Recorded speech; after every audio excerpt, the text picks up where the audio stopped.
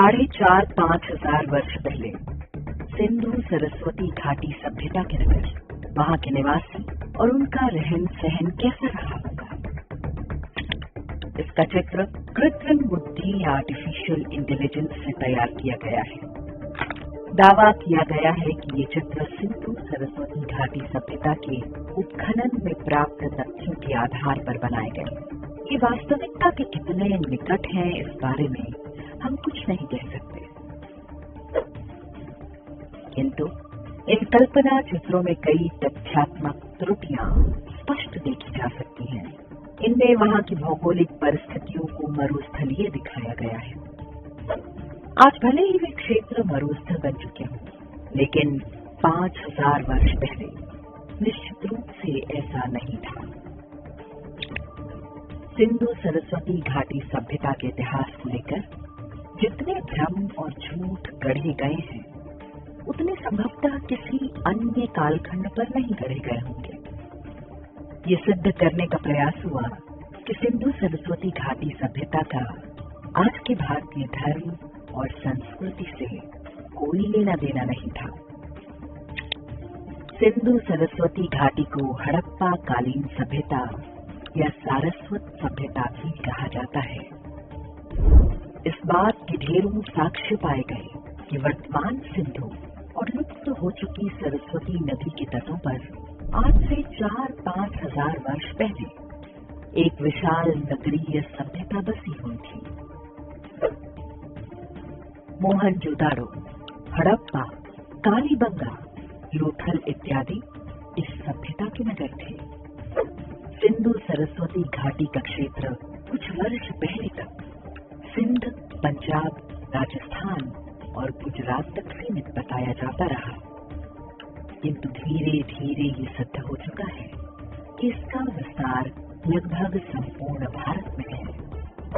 तमिलनाडु से बिहार तक, आज का पूरा पाकिस्तान, अफगानिस्तान तथा ईरान तक में सिंधु घाटी सभ्यता के चिन्ह मिलते हैं। इनमें से कुछ आज से 9,000 वर्ष तक प्राचीन है।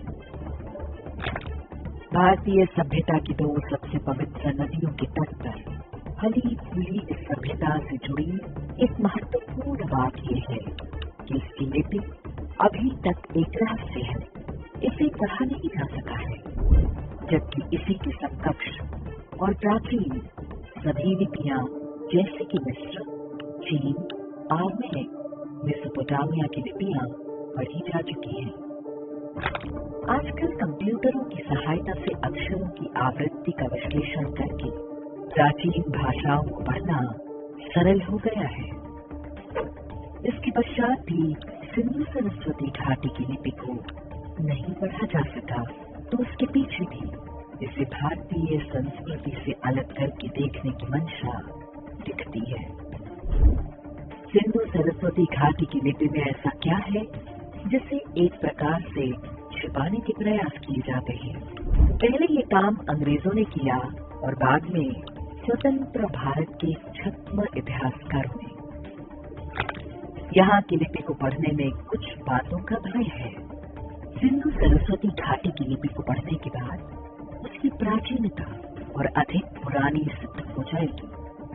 इजिप्ट, चीनी, रोमन, ग्रीक इत्यादि से भी बहुत अधिक पुरानी। इससे ये सिद्ध होगा कि भारत विश्व की सबसे प्राचीन सभ्यता है।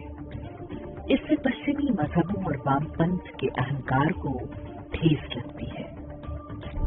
सिंधु सरस्वती घाटी की लिपि यदि पढ़ ली गई तो सिद्ध हो जाएगा कि ये एक वैदिक सभ्यता थी।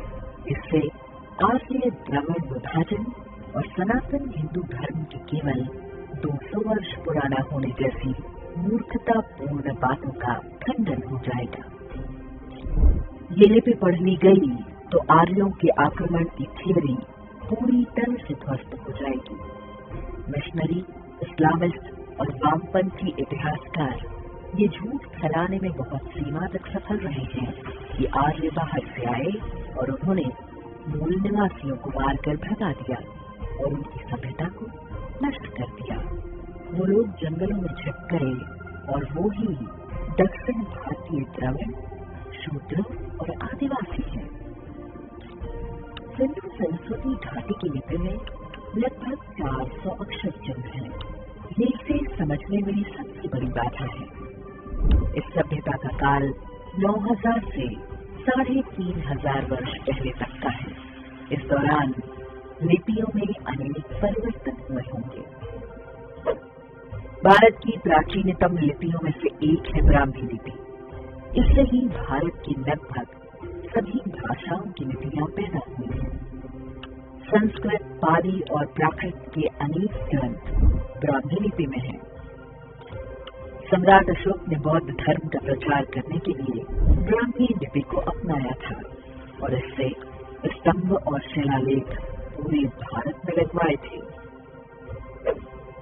सिंधु सरस्वती घाटी सभ्यता की लिपि और ब्राह्मी में अनेक आश्चर्यजनक समानताएं मिलती हैं। साथ ही ब्राह्मी और तमिल लिपि में भी महत्वपूर्ण तारतम्य है। वैज्ञानिक सुभाष टाक और एरावतम महादेवन ने इसी आधार पर सिंधु सरस्वती सभ्यता की लिपि को पढ़ने का प्रयास किया है, जिसके कुछ निष्कर्ष इस प्रकार हैं। इस लिपि के लगभग 400 अक्षरों में ही स्वर, व्यंजन, मात्रा और संख्याएं भी हैं। इनमें कुछ संयुक्ताक्षर और शेष चित्रलिपि है।